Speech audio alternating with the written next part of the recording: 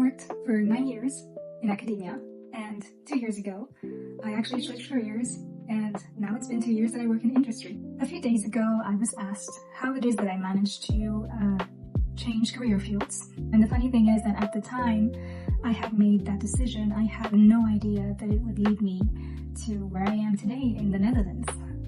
Looking back, there are several things I did that led to my career shift, and some might have helped me more than I expected, actually, and I want to share that with you. So let's talk about it. When it comes to career shifts, people have multiple reasons for wanting to leave and live. but in my personal case, I was doing a PhD, and typically the pathway traditionally that it's been when you do a PhD is that you do a PhD and then you continue in academia, whatever your field is typically, and you stay by having a permanent position after multiple years after your PhD of studies. I was realizing during my PhD that a lot of my colleagues, a lot of my friends, whose dream it was to have that permanent position, to be researchers, because that was a bit my field, they were just left heartbroken after how many years of studies? 15 plus years of their life, let's say, to society and to academia. It was I saw a lot of my friends being kind of kicked out of the door, and they were absolutely brilliant people. So that left me very heartbroken also for those dreams of mine to stay in that field. But also over time, I was a bit disappointed with some of the politics I saw internally, and also my own little experiences led to me being a bit disappointed by that field and a bit insecure. So I decided a career change was the right move for me. But switching careers isn't easy, and I think that if you speak with any counselor or with any career advisor, they will tell you that there's a lot of preparation time. And I want to share with you what I did to prepare, because I think it's important to understand this. So first of all, I would say that the first thing I did was I took basically 2 months to myself. At the time, my contract had ended, so I was no longer a PhD student. I graduated, yay! And I was basically on unemployment for a while. And so I took 2 months of that time to think about what it was that I had enjoyed about my previous job, so the PhD, for example, or other jobs I'd done, and what it was that I really disliked about them. And that started giving me an idea of where it was that I potentially wanted to head towards. I thought about what it was that I was also very good at during my PhD or during my other jobs. And that was also very helpful. And it's important to understand those things. At the end of the day, where do you go if you go back to something that you really dislike? So I took a long time to reflect. I took literally 2 months of walks, just like walks, thinking, sports, thinking. And then I also took a lot of time to research. I started to have ideas based on what it was that I liked doing and disliked doing. Once I had figured out what I had enjoyed, I made myself my little list, what I disliked or I didn't want to do again. Basically, I took the time to think about, I listed out basically the different jobs where I thought I could be happy with. And based on these jobs, I basically started to study them. What was the day-to-day of a person supposed to be like? What were the main tasks or expectations for someone in those positions? And basically that allowed me to cross out what I basically thought was a job that I liked, but turned out that I thought I wouldn't like it at all. And at the end of it, I was left with another list, and out of that, I chose 3 jobs that I was interested in. And that would be something I would advise you to do if you are also looking for a position. And then after that, I began to learn also, well, it was all at the same time, to be honest with you. I began to learn about, rather take courses on how to craft a CV, how to craft a motivation letter, what were interviews supposed to look like for these positions that I was going to apply for. What were advertisements for open position looking like? Because usually you'll have criteria. You also need to start looking at what the salary is going to be like, for example, in whatever your country is. So basically doing like a study of the jobs that I was interested in. And one of the most important things that I always say to people but 99% of people that ask me how is it that I transitioned from academia to industry kind of selectively choose to forget is networking. And this is something that I say because I regret it so much, not having done that for 3 years. I only networked for 1 year. But networking is something that can open so many doors. I remember when I was looking for a job, I also saw some of my peers that were also looking for jobs. The people that had networked and made the effort to network had it so much easier. They would get a foot in with an interviewer from the HR or whatever place it was that they wanted to apply for a job to. And a lot of them made it because sometimes all it takes is for you to have one sponsor. But I'll tell you a little bit later down the line where else that it is that networking can help you. But never, ever, ever neglect networking. Even if you're not looking for a job, network, get to know the people, and let the people know you. It's very important. Let them know what your successes have been in whatever jobs you are doing. Just let them know who you are, what you're good at, because they will remember you when you start looking for a job, even if you meet them just once. Even if you meet them once, make sure that you finish a discussion with them where they see you as friendly and they get to see also what your successes have been and what you're doing right now. That's very important. And the last one that I did during that time is I had decided that I wasn't going to keep going in academia, right? But I also was pretty sure that I wanted to change. I wanted to change countries. So I also began to save my money a bit. I didn't do any investment or anything like that. I just was saving a little bit on the side until basically my contract ended. But when I knew I didn't want to stay, I started saving. So way in advance. So these are essential things that I did to prepare that really helped me. Now let's talk about what I actually did, or what actions I did which helped me prepare to start applying for some positions. So even before applying for positions, what I did was I took the time to identify out of what I had done in the past as jobs, what were skills that I had acquired. And it's not just direct skills. Let's say if you're a writer, I don't know. Your skill is not just knowing how to write. If you are a medical writer, for example, maybe you are someone that has knowledge in medical device regulation or something like that. Yeah, so I listed out the direct skills that I had learned during my time in my PhD, but also in whatever other things I had done. And also identify what are called transversal skills.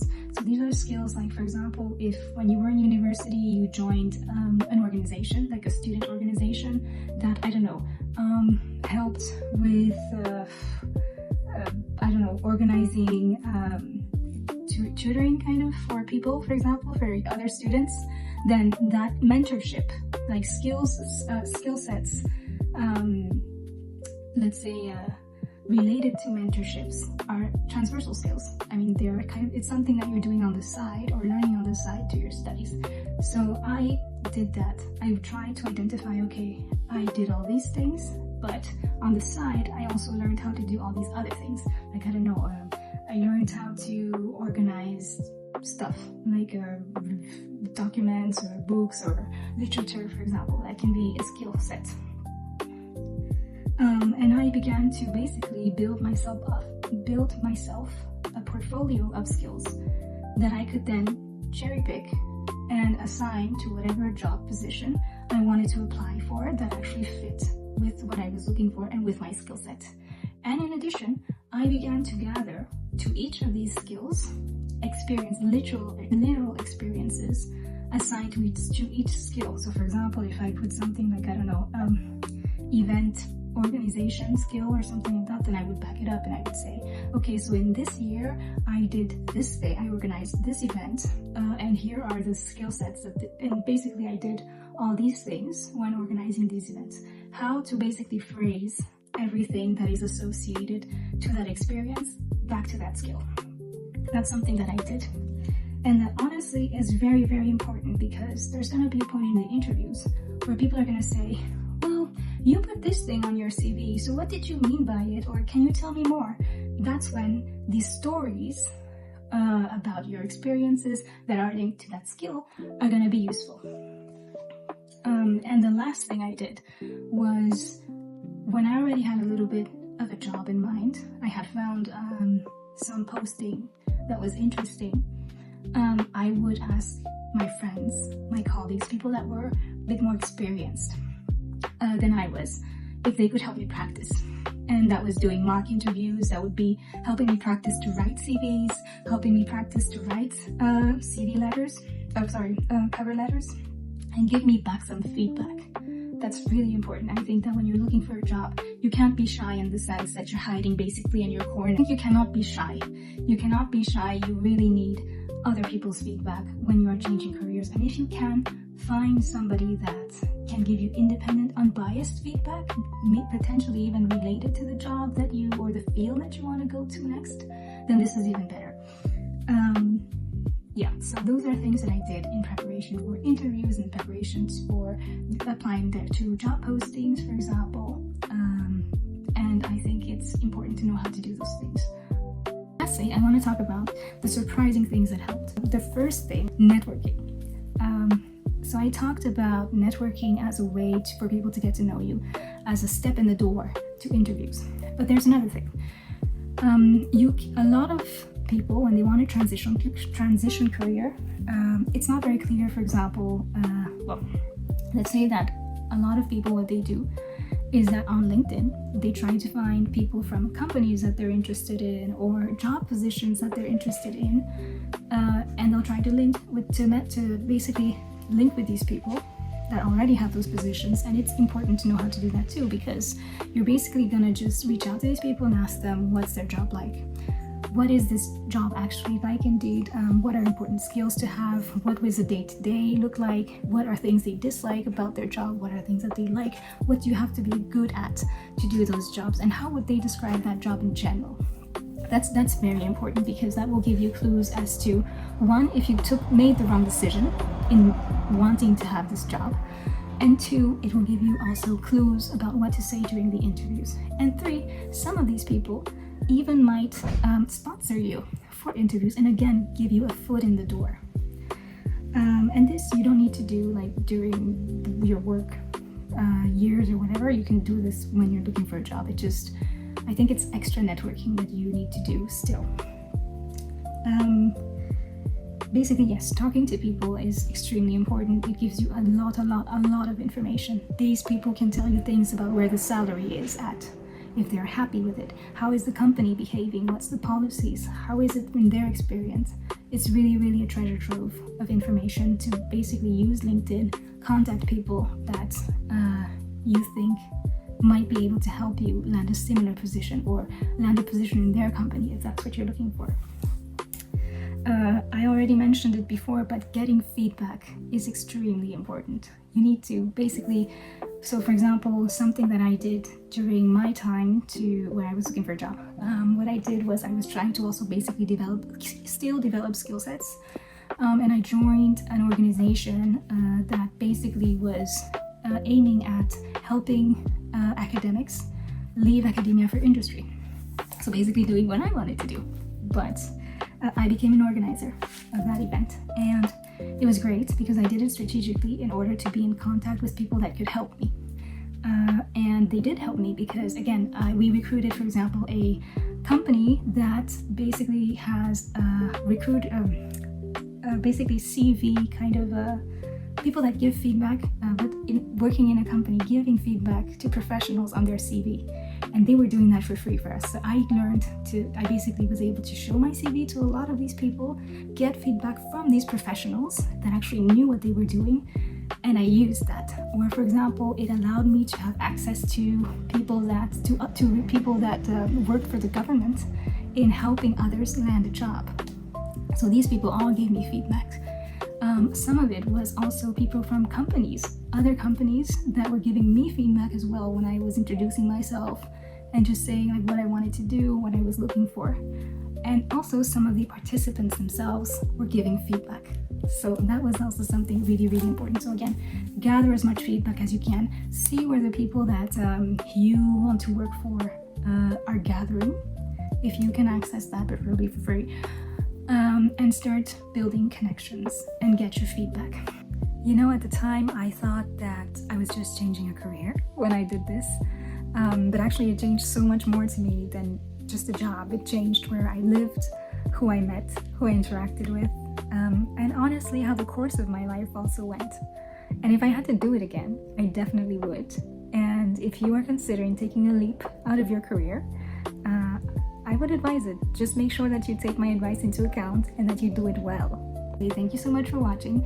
If you're interested in content like this, please leave a like below. It really helps me out. And please, if you have any feedback that you want to share about how you maybe transitioned out of your career or how you got your job, link it in the please comment below. Save this video and share it to somebody that needs it. And thank you so much for watching, and I will see you in the next one. Bye.